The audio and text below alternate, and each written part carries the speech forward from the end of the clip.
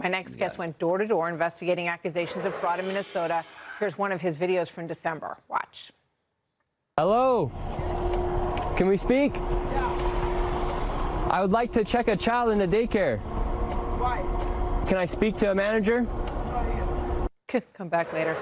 Independent journalist Nick Shirley is here with me now in New York. Nick, great to have you here. Nice to meet you in person. You know, you uncovered this learning center fraud where there wasn't even anyone showing up there. There were no teachers. They misspelled learning on the door, which should be a pretty big red flag for everyone. But this autism story is very intriguing because we've all talked about how it's escalating. So many more kids. Why are so many more kids autistic in the country? This is a little bit of a tip of the iceberg in figuring out why those numbers have gone up so dramatically, right? Yeah, and I mean, just think about it. They've used autistic children to fraud the government. They're using children, they're using the autistic children, and they're using old people to take millions and billions of dollars from the state and giving it to fraudsters and the federal government as well. So that's why you see people like Dr. Oz going, and they're like major props to him because they're cracking down on this fraud because they are literally defrauding American citizens of billions of dollars. It's amazing. And, you know, you said in some cases parents will, basically pretend, and these centers don't necessarily need a license. And in some cases, a child is being sent for autism therapy, and maybe they went like 20 minutes in a month or something like that? Yeah, nobody really knows. And we know that when I went there to one of these autism centers in my YouTube video, they wouldn't even let me check in little Joey, my son. If he was autistic, they wouldn't even give me papers to check him in.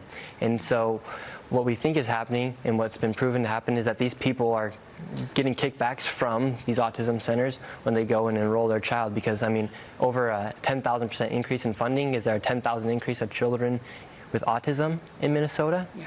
I mean, the money just came pouring into the state during the Biden years and during COVID, and it was mismanaged. So now just put this up. It's only this money that's getting frozen, and Governor Walz makes it sound like, you know, they're going to withhold all of these funds from people who really need them.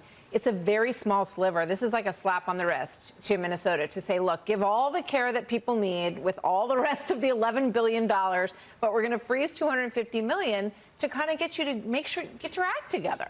Yeah, and so they shouldn't be offended. They should be like, all right, let's help you guys. Let's figure out this fraud. Like, why are they being offended by this? Like, shouldn't they want to do well for all of their citizens? That's a great point. This is a reaction. Some of the people who were protesting in Minnesota, who we saw on the streets, right? We saw the two tragic deaths that happened in the middle of this, too. But some of the people who were out there are claiming 12 weeks of medical paid leave if they got sprayed with something during the protests, which they chose to be part of. Watch this soundbite. We've had some federal agents in the state recently. There's been chemical munitions used on some folks that have been out exercising their First Amendment rights. Have you seen any of that in terms of applications that are coming out? The short answer to your question is yes. 12 weeks of medical paid leave for those people. I mean, just think about what's happening in Minnesota. They're letting that happen. They're letting all these daycares go. They're letting the autism centers go. I mean, just like you have a whole plethora of fraud and handouts inside this state. And we have to pay for it. Exactly. So taxpayers are paying for it. They know that money gets sucked out of your paycheck in order to do real services for people who fall below the poverty line and need these kind of services. But, you know, you can't even get them when you knock on the door, as you have proven. Great to see you. Keep up the good work, and come visit us again, Nick Shirley. Thank you very much. Check him out on YouTube. He's doing a lot of good independent journalistic work. Hey, Sean Hannity here. Hey, click here to subscribe to Fox News YouTube page and catch our hottest interviews and most compelling analysis. You will not get it anywhere else.